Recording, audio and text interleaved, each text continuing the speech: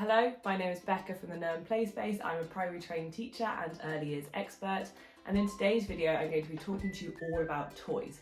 So I'm going to be talking to you about what I would recommend when you're looking at buying toys and resources for your little one, but also giving you some examples of great toys and resources that are suitable for your child's development in their first year of life.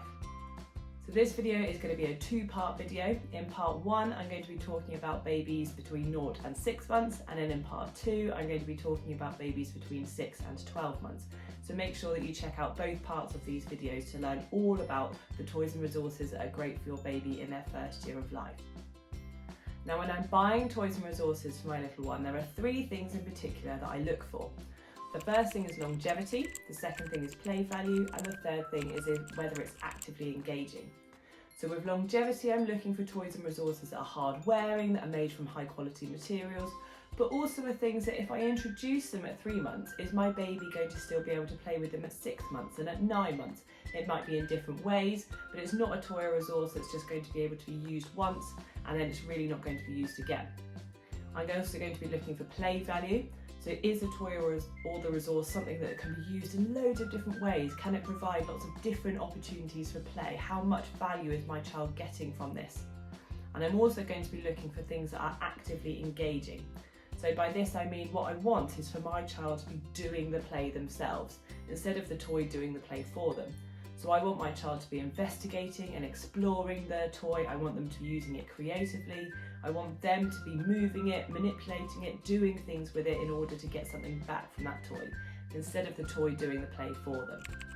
Between 0 and 3 months, the one milestone that your baby is really particularly working on is developing their sight, their visual development. When babies are born, they can actually only see in black and white and in high contrast. They can't actually see in colour. And this is why it's so often recommended for babies and newborns to begin their play with black and white resources. So it might be that you want to get your hands on some black and white monochrome flashcards. Now these are amazing because they're so versatile.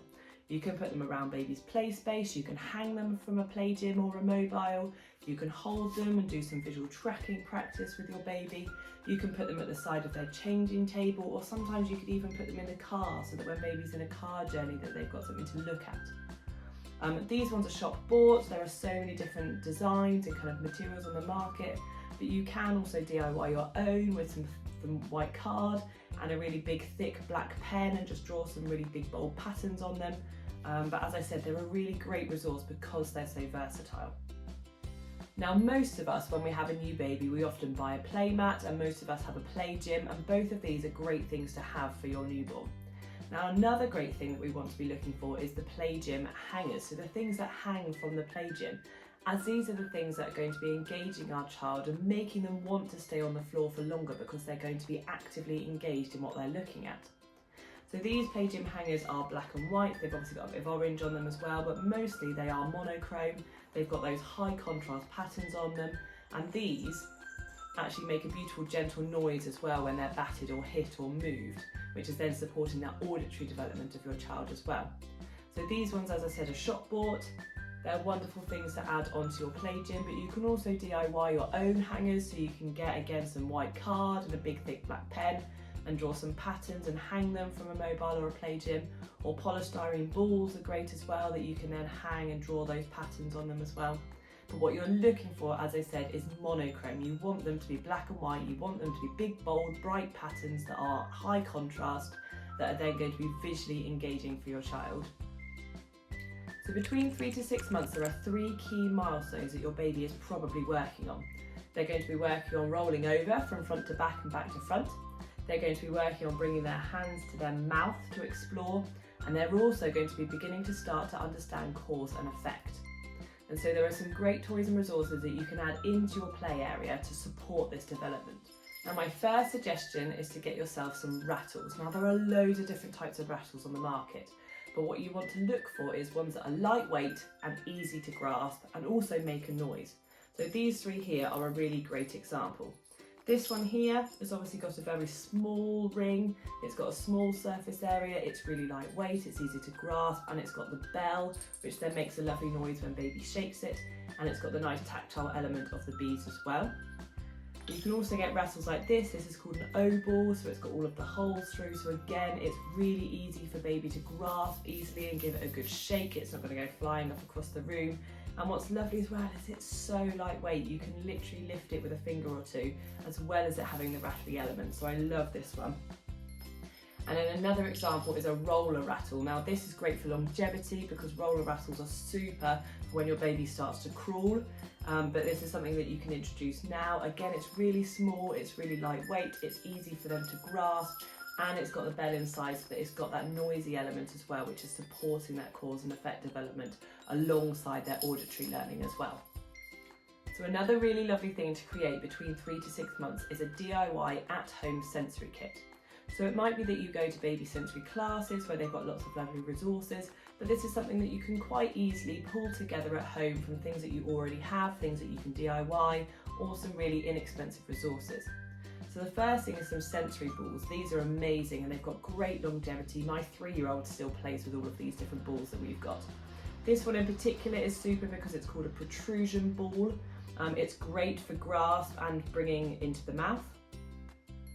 You can also get things like these, which are rainbow kind of silky scarves, great for peekaboo, great for just baby playing with and manipulating, great from hanging from a mobile or a play gym. These are a really lovely resource that you can buy.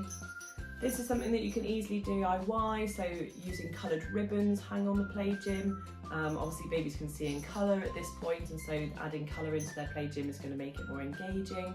You've got rings. This is just an old curtain ring that I've attached a bell to the ribbon so that baby can pull on it and grip and grasp and bat it as well and make the noise. So ribbons, curtain rings, bells are a really lovely thing to add into a play kit. Something that you can buy, or you might already have in your kind of emergency first aid kit, is a foil blanket. Really cheap resource, but they're huge as well, which is amazing. So you can use a foil blanket just on the floor for tummy time or when babies are on their backs. But what you can also do is cut it into strips and then hang this from a play gym. Great again for making that crinkly noise so that when baby bats it or kicks it or moves it, it's giving them that cause and effect understanding. And what you can also do is put it into like a rusty bag. Again, really easy to grip and grasp and crunch, so baby are understanding that when they move their hands, it's making a noise. There are loads of other things that you can add in as well, like feathers, cellophane, mirrors. There are all sorts of different things that you can add into a DIY sensory kit, and it's something that's going to last you throughout their whole babyhood. I hope that you found this video really useful. As I said at the beginning, this is part 1 of a 2-part video. So this was for 0 to 6 months, and in part 2 I'll be talking about toys and resources for 6 to 12 months, so make sure you go and check that out. If you've enjoyed this video, give it a like, and if you've got any questions, pop them in the comments box below. Thank you so much for watching, and I'll see you over at part 2. Bye!